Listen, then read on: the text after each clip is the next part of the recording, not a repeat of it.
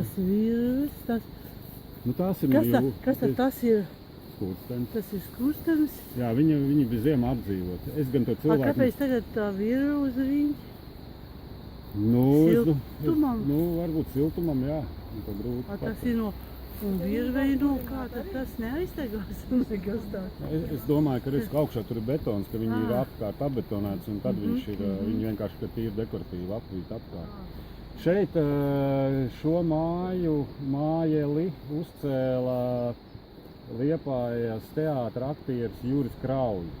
Tāds, godīgi sakot, es arī viņu nezinu, bet to es esmu noskaidrojis, un viņš šeit kādu laiku dzīvo. Bet tad viņš gāja ar laivu jūrā un noslīd. Un tā arī viņš pats šeit dzīvoja, un tā arī tā ēka šobrīd stāv. Un to zemi kaut kādi radinieki vai kas pārdeva tiem pašiem lietuviešiem, kam pieder Amerikas, un līdz ar to mēs varētu varbūt tās aiziet, no otras puses, jo tur ir miesmu šeien, lai tas ir to nāk šeien, varbūt. Prātīgi tik skaties zem kājām, jo no tās puses arī. Jo šis ir tāds, ko cilvēks pats domājot ir veidojis. Tas varēja būt 90. gados.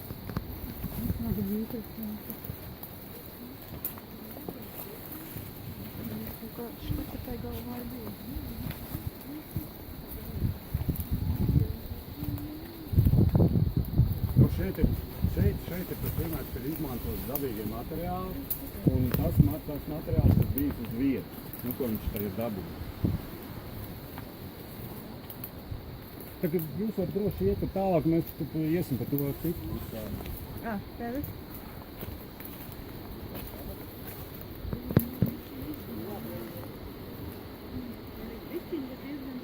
Jā. Māksliniecisku dvēseli ir bijis.